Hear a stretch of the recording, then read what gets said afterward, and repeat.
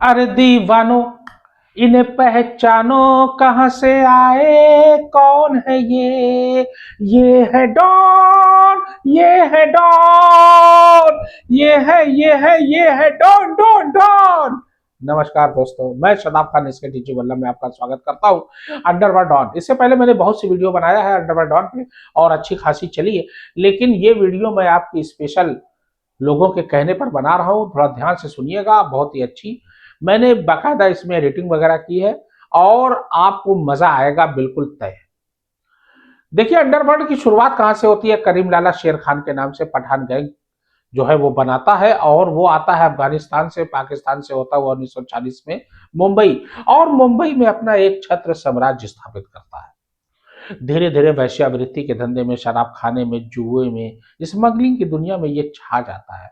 यहां तक कि उसकी दोस्ती बड़े बड़े फिल्म स्टार से, राज कपूर, दिलीप कुमार, उस समय के सुपरस्टार बड़े बड़े, यहां तक कि उस समय की तत्कालीन प्रधानमंत्री इंदिरा गांधी से भी इसके संबंध अच्छे थे, इसके दोस्ताना संबंध थे। और राजनीतिक फायदा और फिल्म हस्तियों का फायदा इसको मिलता था और बड़ी बड़ी पार्टियां ऑर्गेनाइज करता था और लोगों को बुलाता था और वहां पर हर ऐशो आराम की चीज मुहैया कराता था, चाहे वो शराब हो चाहे शबाब हो। धीरे धीरे इसका बिजनेस बहुत तेजी से फैल रहा था और देखते देखते ये लाखों करोड़ों में खेलने लगा। और ऐसा माना जाता है कि एक बार तो ये पूरी मुंबई पर अपना एक छत्र साम्राज्य स्थापित कर लिया था और पूरी मुंबई को खरीदने की हैसियत तक ये रखता था। उसी दौरान तमिलनाडु से एक नौजवान आता है अपने पिता के साथ, साइकिल की पंक्चर बनाने की दुकान उसके पिता खोलते हैं और वहीं पर अपने पिता के साथ काम करता रहता है। लेकिन पारिवारिक स्थिति इतनी खराब हो चुकी थी कि जीवन यापन करना बहुत मुश्किल हो गया था। परिवार काफी बड़ा था, आमदनी बहुत छोटी थी। तो ये क्या करता है कि वहीं शिप पर, जो पहले पानी का जहाज चलता था, वहां से सामान आता था, सामान को ढोने का काम करता है, शिप से उतार के गंतव्य स्थान तक पहुंचाने का वो कुली का काम करने लगता है। आपको याद होगा एक फिल्म आई थी दीवार, अमिताभ बच्चन ने जो शुरू में उसमें रोल किया है कुली वाला, वही उसी के जीवन से आधारित ये रोल अमिताभ बच्चन ने किया है। यानी हाजी मस्तान का जो रोल, जो हकीकत जो हाजी मस्तान की जिंदगी में घटित हुआ है, वही रोल अमिताभ बच्चन ने फिल्म दीवार में किया है। धीरे धीरे ये स्मगलिंग जब देखता है कि यहाँ पर शिप पर कोई चेकिंग भी नहीं हो रही है खास, और उतना उस समय जो है एजेंसियां भी नहीं थी और उस समय पुलिस भी उतनी सक्रिय नहीं थी, प्रशासन थोड़ा टाइट नहीं था, इस वजह से वो सोचा कि अगर स्मगलिंग किया जाए और सोने की आवाजाही किया जाए, क्योंकि बाहर से सोना लाना उस समय एकदम आसान था, बड़ा सस्ता सोना मिलता था और सोना ला के अगर यहाँ पर अच्छे दाम पर बेचा जाए तो फायदा निश्चित रूप से होगा। और उसका फायदा उसको मिला और उसने अपने कुछ साथियों को भी वहां पर मित्रता बना ली और उनको अपने साथ ले लिया। नूरा वगैरह उसके साथी थे और उसके बाद ये धुआंधार अपना धंधा फैलाता गया और करीम लाला से भी इसने हाथ मिला लिया। अब उसके बाद वरदराजन आता है तमिलनाडु से, वरदा भाई के नाम से मशहूर, बहुत ही निडर, तेज तर्रार, यहां तक कि वह पुलिस प्रशासन से भी नहीं डरता है और आम लोगों से डरने की तो बहुत दूर की बात है। वो अपना एक छत्र साम्राज्य स्थापित करता है और धीरे धीरे करके हाजी मस्तान के जरिए, चूंकि हाजी मस्तान भी तमिलनाडु से थे और ये भी तमिलनाडु से था वरदा, तो दोनों हाथ मिलाते हैं और हाजी मस्तान ही वरदराजन को मिलवाता है शेर खान से, यानी कि करीम लाला से। और करीम लाला भी उसकी बातों में और उसके अंदाजे बयां से इतना मोहित होते हैं कि इसको भी अपने साथ शामिल कर लेते हैं। लेकिन यही चौथा किरदार आता है, यहीं से जो है मारकाट शुरू होती है। नाम रहता है शब्बीर कासकर और दाऊद इब्राहिम कासकर।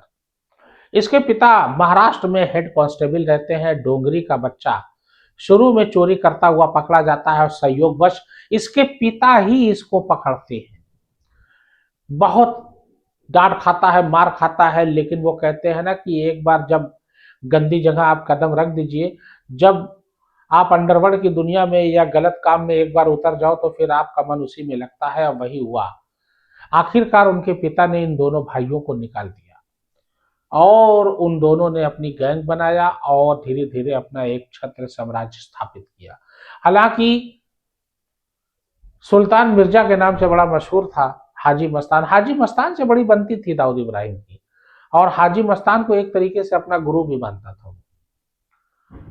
और करीम लाला की गैंग इतनी फैल चुकी थी कि करीम लाला के गैंग में आलमजेब और अब्दुल समद है, एड़ा गोपाल, ये सब ऐसे थे कि ये सब किसी की सुनते नहीं थे, सनकी थे। और इनको एड़ा एड़ा मतलब क्या होता है, पागल, ये पागल टाइप के थे। ये दुश्मन को इस तरीके से मारते थे, खुलेआम तरीके से, नाच गा के, शराब पीते पीते मार रहे हैं, नाचते हुए मार रहे हैं। इस तरीके से वो बंदूक तानते हुए निकलते, दिन दहाड़े क्लब में जाके और डिस्को बार में जाके बाकायदा अपने दुश्मनों को मारते थे फिल्मी स्टाइल में, और मार के अपने काम को अंजाम दे के वापस आते थे, और किसी की हिम्मत नहीं होती थी उसके खिलाफ कोई गवाही दे दे, चू करते। ये रुतबा था उस समय करीम लाला का और उनके गुर्गों का। लेकिन वो कहा जाता है ना कि जितना भी आप तरक्की कर लो, जितना भी आप बुरे काम में आगे निकल जाओ, लेकिन एक ना एक दिन आपको नतमस्तक होना ही पड़ता है। बुराई चाहे जितनी भी ऊपर चली जाए, अच्छाई के सामने एक बार झुकना ही पड़ता है। वही हुआ जब दाऊद इब्राहिम से दुश्मनी हो गई करीम लाला की, और करीम लाला ने इसको बहुत पिटवाया था, बहुत मारा था। अम्मा इतना मारा था कि कई दिन तक तो वो चरपाई पे था, करा रहा था। लेकिन जब हाजी मस्तान ने हाथ मिलवाया करीम लाला से, तो अंदर अंदर एक खटास थी।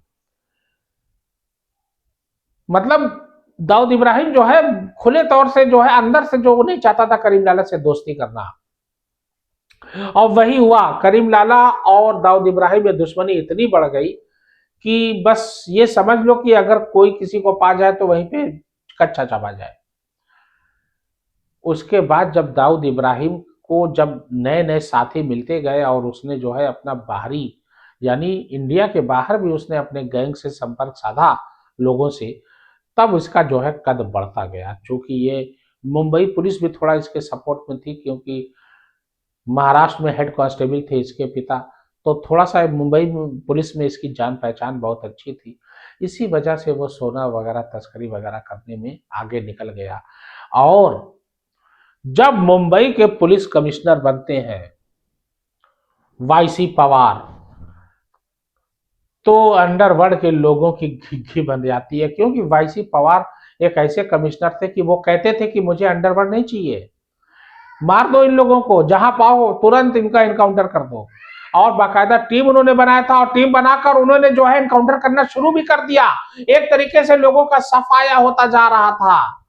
और वरदराजन को तो बाकायदा उसके घर से वाईसी पवार ने उठा लिया। इतना ज्यादा जबरदस्त और इतने एक्टिव और इतने स्ट्रांग पुलिस कमिश्नर थे वो, हिम्मती निडर। अंडरवर्ल्ड को तो वो अपने दुश्मन समझते थे और अंडरवर्ल्ड के खात्मे के लिए एकदम आतुर रहते थे। वरदराजन को उठा लिया। वरदराजन वही लुंगी और बनियान में पूरे मुंबई की सड़कों पर उसको घुमाते हुए लेकर गए। इतनी बेइज्जती वरदराजन की हुई कि वो एक तरीके से सदमे में आ गया, और उसके बाद अंडरवर्ल्ड का रास्ता उसने छोड़ के तमिलनाडु चला गया। ये हाल हो गई थी। वाईसी पवार ने ये हाल कर दी थी वरदराजन की। और वरदराजन को हालांकि दाऊद ये हाजी मस्तान और करीम लाला ने बहुत समझाया कि इसका बदला लिया जाएगा, लेकिन वरदराजन ने कहा कि नहीं, मेरी बेइज्जती एक बार जब बेइज्जती हो जाए तो फिर दोबारा उनके सामने मैं कैसे मुंह उठाऊंगा। और यही कहकर वो तमिलनाडु वापस चला गया, और अंडरवर्ल्ड को हमेशा के लिए उसने त्याग दिया।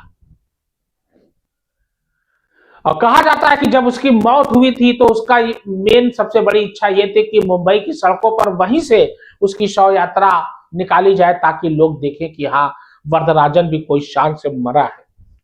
शव यात्रा निकाली गई है। और इसके सबसे खासम खास दोस्तों में हाजी मस्तान थे, जो कि हाजी मस्तान भी तमिलनाडु से ही थे। तो हाजी मस्तान को जब पता चलता है कि इसकी ये इच्छा है और ये मर चुका है, तो चार्टर्ड प्लेन से ये जाते हैं तमिलनाडु, और वहां से इसकी लाश को चार्टर्ड प्लेन में रख के लाते हैं। और उसी अंदाज में जैसी उसकी इच्छा थी, वही अंदाज में मुंबई की सड़क पर इसकी शव यात्रा निकाली जाती है। यानी उसको इतना सदमा पहुंच चुका था कि उसने कहा भी था कि मेरे जीवन में अगर कभी इतना बड़ा सदमा अगर पहुंचा है तो वो ये है। और उसी में उसका हार्ट फेल हो गया, वो मर गया। इधर करीम लाला गैंग धीरे धीरे समाप्त होने लगी, क्योंकि दाऊद इब्राहिम से बहुत ही ज्यादा इनसे दुश्मनी बढ़ चुकी थी। और दाऊद इब्राहिम एक छत्र साम्राज्य स्थापित करता है।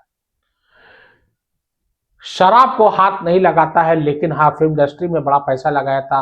तमाम हीरोइनों को या किसी भी लड़की पर अगर उसका दिल आ जाता था तो वो लड़की अगले दिन उसके महल में हाजिर मिलती थी। ये हौस था उसका, और फिल्मों में उसने बेपनाह दौलत लगा रखी थी, और जिसको चाहता था फिल्म में काम दिलवा देता था और जिसको चाहता था फिल्म से निकलवा देता था। ये दौर था उसका 80 के दशक में दाऊद इब्राहिम का। और कहा जाता है कि शराब को हाथ नहीं लगाता था, लेकिन शबाब का बड़ा शौकीन था, लड़कियों का। और एक सिगरेट पीता था 555, आपको मालूम होगा, 555। और उसके बाद उसने सिगरेट जो है लगातार, वो अभी तक भी पीता है, लेकिन शराब उसने हाथ नहीं लगाया, ऐसा माना जाता है। अब आता है 1993 में अपने सहयोगी गुर्गों लोगों की मदद से अबू सलीम रहते हैं, सत्या रहता है, छोटा राजन रहते हैं। उसके अलावा जो है आपने रईस वाला, वो देख गुजरात का जो डॉन रहता है वो रहता है। ये सब मिलके मुंबई में ब्लास्ट कराते हैं और 11 जगह ब्लास्ट होता है और हजारों बेकसूर लोग मारे जाते हैं, घायल होते हैं। और 1986 में वो पहले ही मुंबई छोड़ के चला गया था दुबई के रास्ते कराची। कराची में इसको पनाह मिल जाती है, और उसके बाद तब से लेकर अब तक मुंबई पुलिस को दाऊद इब्राहिम की तलाश है। अब मोस्ट वांटेड अपराधी अगर इंडिया का कोई कहलाता है तो वो है दाऊद इब्राहिम कासकर।